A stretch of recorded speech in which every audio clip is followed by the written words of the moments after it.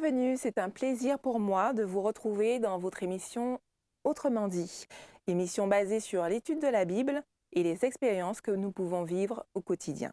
Nous vous remercions de nous suivre pour cette nouvelle étude et aujourd'hui avec moi, Eric et Marvin, qui nous accompagnent pour cette étude. Bienvenue à vous. Merci.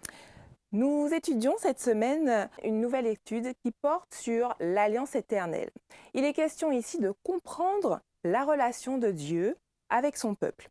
Et ici, on commence par un lien entre l'alliance éternelle du temps d'Abraham et l'évangile éternel annoncé par un ange dans l'Apocalypse. Comment l'idée de l'alliance peut-elle être associée au dernier message d'avertissement de Dieu au monde? Le message biblique parle d'alliance éternelle, d'évangile éternel. En fait, les deux sont imbriqués de telle sorte que, oui, quand Dieu se propose de sauver l'humanité, la bonne nouvelle du salut, mais tout cela passe par une alliance entre Dieu et l'humanité. Parce que Dieu respecte le libre arbitre des hommes, il ne va pas sauver indépendamment d'un choix personnel. Et ce qui légalement, entre guillemets, l'autorise à intervenir pour notre salut, c'est l'alliance que nous choisissons de faire avec lui, rendant possible effectivement l'application dans nos vies de cette bonne nouvelle du salut. Donc c'est en quelque part, oui, l'alliance devient en quelque sorte l'élément légal permettant à Dieu d'intervenir en toute justice, en toute droiture, pour le salut de l'humanité. Pourquoi souhaite-t-il vraiment établir ce lien avec nous? Alors, Dieu est le créateur de toutes choses. D'ailleurs, lorsque nous lisons le texte que tu as mis en parallèle d'Apocalypse 14, il disait d'une voix forte, verset 7, « Craignez Dieu et donnez-lui garde, car l'heure de son jugement est venue, et adorez celui qui a fait le ciel, la terre et la mer et les sources d'eau. » On pourrait rajouter à ce texte, si nous le pouvions, et les êtres humains, les hommes. Et dès l'origine, l'homme, Dieu a créé l'homme pour qu'il soit en relation avec lui. Malheureusement, dans Genèse chapitre 3, nous voyons comment la séparation entre l'homme et Dieu s'est effectuée au travers du choix d'Adam et Ève. Et comment Dieu n'a eu de cesse, et c'est là où on parle d'alliance éternelle, n'a eu de cesse au cours de l'histoire humaine de proposer à son peuple, à ses hommes, de revenir sous son autorité. Parce qu'il s'agit de ça aussi. Dieu est celui qui a tout créé. Dieu est celui qui a autorité sur toutes choses. Maintenant, Dieu souhaite non seulement donner la possibilité aux êtres humains de s'attacher à lui, mais Dieu aussi présente ses exigences. Parce que Dieu est en train de dire, vous ne pouvez pas vous attacher de n'importe quelle manière. En tant que créateur, si vous choisissez d'entrer dans cette relation avec moi, je vous demanderai un certain nombre de choses. Et c'est pourquoi il était important que l'alliance soit contractée, qu'il y ait des choses tangibles sur lesquelles Dieu puisse s'appuyer pour dire, vous, à un moment, vous vous êtes engagé vis-à-vis de moi parce que vous avez compris. C'est un engagement. C'est un engagement, non seulement de Dieu, un engagement éternel, mais de chaque individu à chaque moment de l'histoire. Merci pour cet éclairage à Marvin et Eric. À la lecture des Écritures, nous allons considérer les fondements bibliques qui nous permettent de saisir le caractère de l'Alliance éternelle. Le livre de Deutéronome est appelé le livre de l'Alliance. Il est écrit dans Deutéronome 5, versets 1 à 3. Moïse convoqua tout Israël et leur dit: « Écoute Israël, les lois et les ordonnances que je vous fais entendre aujourd'hui. Apprenez-les et mettez-les soigneusement en pratique. L'Éternel, votre Dieu, notre Dieu, a traité avec nous une alliance à Horeb. Ce n'est point avec nos pères que l'Éternel a traité cette alliance, c'est avec nous qui sommes ici aujourd'hui, tous vivants. » Qu'est-ce qui nous montre que l'idée de l'alliance est centrale dans ce livre de Deutéronome? Oui, effectivement, cette idée est fondamentale puisqu'il s'agit pour, comme on l'a déjà dit lors des rencontres précédentes, il s'agit pour Moïse de rappeler à ce peuple qui n'a pour la plupart pas connu l'expérience d'Horeb sur le mont Sinaï, de lui rappeler que dans la terre promise où il s'apprête à entrer, il n'y va pas seulement comme cela, comme par magie, mais vraiment parce qu'il y a un Dieu vivant qui a qui a étendu la main pour libérer le peuple d'Égypte et qui a contracté avec ce peuple une alliance de vie. Donc le mot alliance va être présent dans le livre à de nombreuses reprises. Quand on calcule le nombre de fois, les occurrences, on arrive à près d'une trentaine de fois où le mot apparaît dans le texte. C'est donc pour vraiment sensibiliser ce peuple-là à cette notion d'alliance avec tout ce que cela implique en termes d'amour pour le Seigneur et de fidélité également en retour. Donc l'alliance était fondamentale pour Dieu. L'alliance est fondamentale parce que au début de l'échange, je disais que Dieu, depuis le moment où l'homme a péché, ne cesse d'offrir à l'être humain la possibilité d'entrer en relation avec lui et contracte une alliance de manière à ce que chacun puisse s'engager. Dieu s'engage, mais invite aussi le peuple, le peuple et les individus à s'engager. Lorsque nous lisons Genèse chapitre 17, le verset 7, Dieu a contracté une alliance avec Abraham. Il dit, j'établirai mon alliance entre toi et moi, et tes descendants après toi, selon leur génération. Ce sera une alliance perpétuelle en vertu de laquelle je serai ton Dieu et celui de ta postérité après toi. Lorsque Dieu va libérer le peuple d'Israël d'Égypte et qu'il va les emmener, comme tu disais, au mont Horeb, il va contracter avec eux une alliance. Il va leur dire, j'avais contracté une alliance avec vos pères, Abraham, Isaac, Jacob. Aujourd'hui, je souhaite contracter cette alliance avec vous parce que vous êtes là aujourd'hui. La promesse que j'avais faite, je l'ai garantie de vous sortir d'Égypte. Aujourd'hui, j'aimerais que vous vous engagiez vis-à-vis de moi, tout comme vos pères se sont engagés vis-à-vis de moi. Ici, nous sommes 40 ans après qu'ils soient sortis d'Égypte. Il demande aux survivants de s'engager vis-à-vis de lui. Et on se rend compte que chaque fois, Dieu demande à ceux qui sont là, aujourd'hui, de s'engager. Pas de s'appuyer sur l'engagement de ceux qui les ont précédés, même si cette alliance continue, parce qu'elle est intemporelle. Mais chaque fois, il demande à ceux qui sont là de s'engager aujourd'hui. Aujourd'hui, c'est le jour où tu choisis de t'engager vis-à-vis de moi. Donc il y a toujours une urgence à choisir, à faire un choix totalement conscient, mais surtout aujourd'hui. Bien entendu, le passé va servir de rappel pour montrer à chacun d'expérience. Voilà comment Dieu dit, voilà comment je vous ai accompagné dans le passé. Voilà comment j'ai répondu aux exigences de l'Alliance. Et voilà, et ce que j'espère aujourd'hui de vous, c'est que vous vous engagez. Et il est normal que l'engagement du peuple vis-à-vis de Dieu se traduise par une alliance nouvelle. En lisant également Deutéronome 7, verset 8, nous pouvons lire « Mais parce que l'Éternel vous aime, parce qu'il a voulu tenir le serment qu'il avait fait à vos pères, l'Éternel vous a fait sortir par sa main puissante, vous a délivré de la maison de servitude, de la main de Pharaon, roi d'Égypte. » Alors on est tout à fait dans la continuité de ce que tu évoquais à l'instant. Sur quelle base s'établit l'alliance par rapport à Dieu? On y note « l'Éternel vous aime ». Tenir le serment qu'il avait fait à vos pères. Quelles sont les bases sur lesquelles Dieu souhaite vraiment établir cette alliance, que l'on puisse comprendre comment s'établit cette alliance entre le peuple et Dieu? Alors la base, effectivement, c'est le caractère de Dieu. Et c'est une base solide et sûre. Tout repose sur ce qu'il est et sa capacité, effectivement, à agir dans le monde, motivé par l'amour. Et c'est ce qui fait une différence fondamentale. La motivation de Dieu dans son agir, dans son action, c'est l'amour qu'il a pour ses créatures.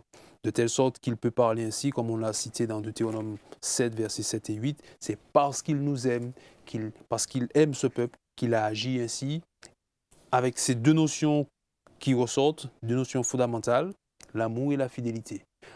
Ça, c'est Dieu. Maintenant, le peuple qui va maintenant entrer dans cette alliance, mais il ne peut être qu'entraîné dans cette même dynamique d'amour et de fidélité. Et tout le reste du chapitre 7, mais aussi les autres passages dans Deutéronome, sera effectivement pour appeler le peuple, effectivement, je lis le verset 11, « Ainsi, si tu observes les commandements, les lois et les ordonnances que je te prescris aujourd'hui, si tu les mets en pratique, si vous écoutez mes ordonnances, si vous les mettez en pratique, alors voilà, le Seigneur va accomplir sa promesse il t'aimera, il te bénira, il te multipliera, il bénira le fruit de tes entrailles.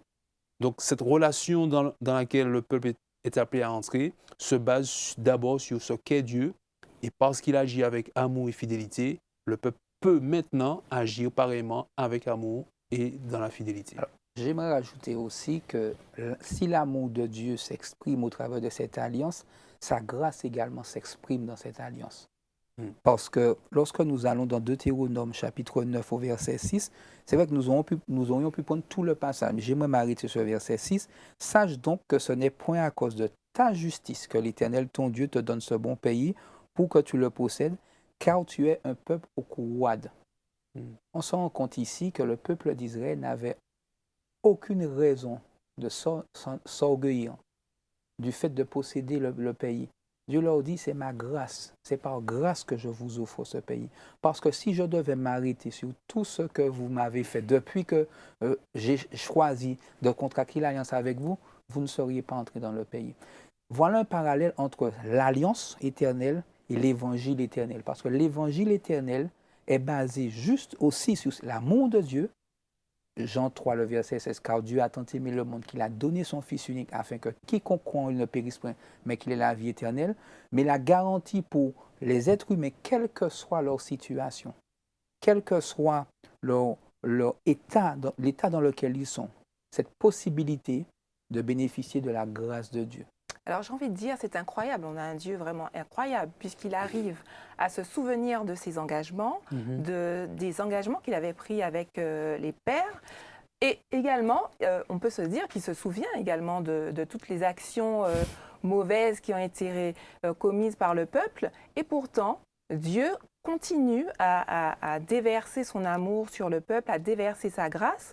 Qu'est-ce qui peut nous permettre de comprendre également cet amour qu'il déverse sur nous? Et est-ce que le peuple d'Israël était le seul à obtenir finalement cet amour et cette grâce? Comme on l'a dit tout à l'heure, c'est l'amour qui motive Dieu à agir dans le monde. Et il a choisi de travailler en particulier avec le peuple d'Israël, non pas parce qu'il fait des préférences, mais l'histoire du texte biblique nous dit qu'à partir de Genèse 11, les peuples ont délibérément refusé d'entrer dans quelques relations d'obéissance avec Dieu et quelques relations d'amour. C'est l'histoire de la tour de Babel. Dieu a dit, dispersez-vous et remplissez la terre. Ils ont dit non, nous allons faire une tour. C'est à partir de là et devant le refus de cette humanité de suivre Dieu que le Seigneur va faire le choix d'Israël. Il va le bénir pour qu'il soit une publicité de sa bonté et de son amour. Cela ne signifie pas pour autant que Dieu a tourné le dos aux autres peuples et qu'il n'agit pas en leur faveur. Oui, Dieu et son amour se déversent abondamment, le texte biblique le dit ainsi, sur les bons comme sur les méchants, mais d'une manière spéciale avec Israël, il avait une mission à accomplir, une œuvre de salut à mettre en place, et il va conduire cette œuvre jusqu'à son terme. Alors, est-ce que dans le texte biblique, vous avez des exemples qui nous permettent de nous assurer de cette alliance faite de génération en génération et depuis justement de valider cette alliance éternelle conclue entre, certes ici dans cette histoire, le peuple d'Israël, mais également les autres nations? Alors oui, je reste sur le texte de Genèse chapitre 12 et après j'irai aussi dans Genèse 15 où quand Dieu va faire l'alliance avec Abraham, en fait, il va déjà l'appeler ainsi en l'invitant à sortir de son pays, de sa patrie. Genèse 12, verset 1er. Verset 2, il dit, je ferai de toi une grande nation, je te bénirai, je rendrai ton nom grand et tu seras une source de bénédiction. Et au verset 3, il termine en disant, je bénirai ceux qui te béniront et je maudirai ceux qui te maudiront. Toutes les familles de la terre seront bénies en toi. Donc, au final, le projet, c'est quand même de bénir toutes les familles de la terre, toutes les nations. Et parce que ces nations rebelles ont refusé de recevoir la bénédiction, Dieu va passer par Abraham pour pouvoir effectivement bénir ce peuple, ces peuples, effectivement, qui pourront adhérer dans la mesure où ils verront dans l'expérience du peuple d'Israël un Dieu bon, un Dieu miséricordieux, lent à la colère, riche en bonté, et leur adhésion sera en quelque part facilitée par la bénédiction que Dieu aura accordée au peuple, mais pour qu'il soit source de bénédiction pour les autres. Alors, si je peux, pour ma part, aller dans le Mhm. Nouveau Testament et revenir sur le texte de Jean 3, le verset 16 que j'ai pris, il disait, car Dieu a tant aimé le monde qu'il a donné son Fils, afin que quiconque, ce quiconque signifie quel que soit l'individu. Donc, Mhm. nous sommes dans une proposition qui est faite à Dieu à l'ensemble de la terre. Et la venue de Jésus est là pour l'humanité, est la preuve justement qu'il n'y a pas que le peuple d'Israël que Dieu voulait bénir. Il n'y a pas que le peuple d'Israël que Dieu voulait extirper du péché, mais toutes les nations de la terre, tout individu. C'est vrai qu'Israël était choisi en tant que peuple, mais chaque individu présent sur cette terre a la possibilité de pouvoir rentrer dans une relation avec Dieu et contracter une alliance avec Dieu. Alors tu dis que c'est une proposition qui nous est faite. Ici, la proposition, je dirais, est acceptée. Alors qu'implique cet engagement que nous prenons lorsque nous validons cette alliance avec Dieu et dans le cas du peuple d'Israël, à plus forte raison pour nous aujourd'hui, qu'implique cette alliance pour nous? Alors, l'alliance, encore une fois, c'est le moyen que Dieu utilise pour que le salut qu'il opère soit un salut, je dis, légal, dans le sens où si Dieu sauve l'humanité sans que celle-ci ait pu dire ben, « Seigneur, sauve-moi », ou « Seigneur, oui, j'ai besoin, je veux entrer dans ce plan », ben, n'importe qui pourrait se lever et dire « Mais je ne t'ai rien demandé, Seigneur, je ne t'ai rien demandé, je ne veux pas de ton salut. » Et l'adversaire, l'ennemi aussi, pour lui dire, mais pourquoi agis-tu ainsi en sa faveur alors qu'il ne veut pas? Le document légal pour dire oui, je peux agir ainsi, c'est l'alliance. Nous avons une alliance. Il a scellé l'alliance avec moi. Par conséquent, je peux intervenir dans sa vie et lui aussi va démontrer que cette alliance est valable, est légale dans la façon dont il va la vivre, dans l'amour et la fidélité. Donc cela implique pour nous, effectivement, de prendre Dieu au sérieux et de vivre avec lui cette relation qu'il souhaite avec l'humanité dès le départ, une relation d'amour, comme un père aime son fils et vice-versa. Et puis j'aimerais rajouter aussi, en me basant sur Deutéronome chapitre 7, verset 6, « Car tu es un peuple saint pour l'Éternel ton Dieu. L'Éternel ton Dieu t'a choisi pour que tu fusses un peuple qui lui appartient entre tous les peuples qui sont sur la surface de la terre. » L'objectif de Dieu aussi par cette alliance, c'est d'emmener chaque individu du peuple à rentrer dans les projets qu'il a pour lui, d'emmener chacun à devenir saint, parfait aux yeux de Dieu. D'ailleurs, si ça a Alors été... j'ai envie de te dire, qu'est-ce que cela signifie de devenir saint? Alors, devenir saint, c'est faire la volonté de Dieu. Dans ma vie, c'est pouvoir suivre les directives de Dieu, être en phase avec ce que Dieu veut. Et c'est ce que Dieu demande au peuple, puisqu'il leur dit, je contracte l'alliance, je choisis de vous protéger, je choisis de vous guider, mais vous engagez-vous vis-à-vis de moi et laissez-vous transformer. Et toutes les règles, tous les commandements qu'il donnera au peuple seront des orientations de perfectionnement, parce qu'il encourage le peuple à respecter sa volonté. Et voilà comme ça que Dieu souhaite que ça marche. Ok, je vous aime, je vous fais grâce, mais choisissez aussi de vous laisser transformer par moi. D'ailleurs, l'évangile éternel, et c'est le lien qu'il y a entre l'alliance éternelle contractée à ce moment-là avec le peuple d'Israël et l'évangile éternel, parce que lorsque Jésus viendra est venu sur la terre, dans Matthieu 5, Matthieu 5, verset 48, qu'est-ce qu'il a dit? Qu'est-ce qu'il dit? Soyez donc parfaits comme votre Père Céleste est parfait. Nous sommes dans le cadre de l'évangile éternel. C'est toujours le même niveau d'exigence que Dieu a vis-à-vis de l'homme. Je choisis de vous faire cette proposition. Je choisis de vous donner la possibilité d'être mon peuple, d'être mes enfants. Acceptez aujourd'hui cette proposition et acceptez de cheminer avec moi. Je vous rendrai saint. Soyez donc parfaits comme votre Père Céleste est parfait. Dieu nous permet donc d'avoir un échange avec lui. C'est ici que nous clôturons cette partie pour découvrir les solutions pratiques dans nos vies quotidiennes. Dans notre parcours sur Terre, Comment interagir avec le monde lorsque nous nous considérons comme peuple élu et saint? Nous devons faire preuve d'humilité. Moïse encourageait le peuple à faire preuve d'humilité en leur disant, vous êtes aujourd'hui ce peuple choisi parce que Dieu l'a voulu. Ça, moi aussi, je dois me dire aujourd'hui, dans mon rapport à l'autre, je suis aujourd'hui un individu béni, pas parce que j'ai des mérites, parce que Dieu m'a fait une proposition et qu'il m'a donné cette possibilité de l'accepter. Je l'ai accepté, certes, mais qu'aujourd'hui, ma vie aujourd'hui, je la lui dois. Et que ce n'est pas parce que l'autre, peut-être, est moins béni que moi. Ou a fait un autre choix. Ce n'est pas parce que l'autre a fait un autre choix que je dois le critiquer, que je dois simplement le considérer comme perdu à tout jamais. Parce que nous avons chacun à des moments, des occasions que Dieu nous donne de prendre une décision pour lui.